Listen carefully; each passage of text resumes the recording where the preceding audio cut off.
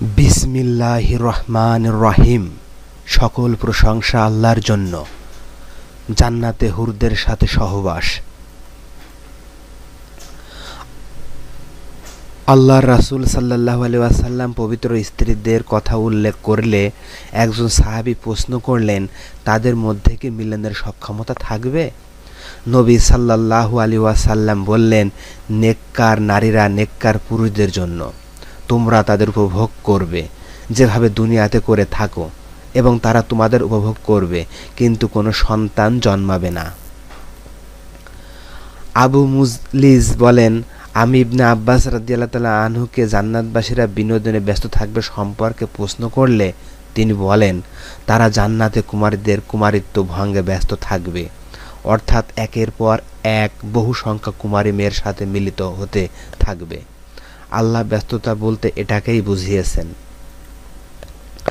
ইবনে আব্বাস থেকে বর্ণিত, আল্লাহর রাসূল সাল্লাল্লাহু আলাইহি ওয়াসাল্লামকে প্রশ্ন করা হয়েছিল, হে আল্লাহর রাসূল সাল্লাল্লাহু আলাইহি ওয়াসাল্লাম, জান্নাতে আমরা কি আমাদের স্ত্রীদের সহিত মিলিত হব যেভাবে আমরা তাদের সহিত দুনিয়াতে মিলিত হই?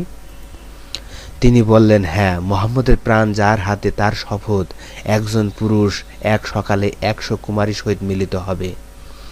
অন্য একটি হাদিসে অনুরূপ বর্ণনা এসেছে, নিশ্চয় জান্নাতের একজন পুরুষ একদিনে 100 কুমারীর মেয়ের সাথে মিলিত হবে।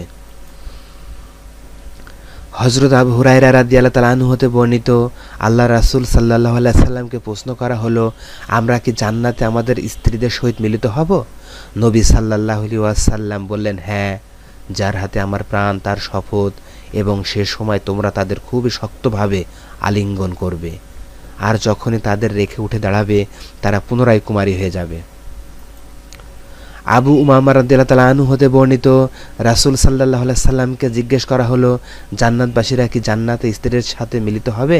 নবী সাল্লাল্লাহু আলাইহি ওয়াসাল্লাম বললেন, হ্যাঁ, যার হাতে আমার প্রাণ তার শপথ, জান্নাতীরা তখন মেয়েগুলোকে ভীষণভাবে চেপে ধরবে।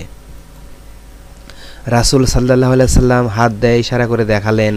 নবী সাল্লাল্লাহু আলাইহি সাল্লাম আরও বললেন, কিন্তু সেখানে মানি অর্থাৎ বীর্য নির্গত হবে না এবং মৃত্যু নেই। আমাদের চ্যানেলটি ভালো লাগলে অবশ্যই সাবস্ক্রাইব করুন।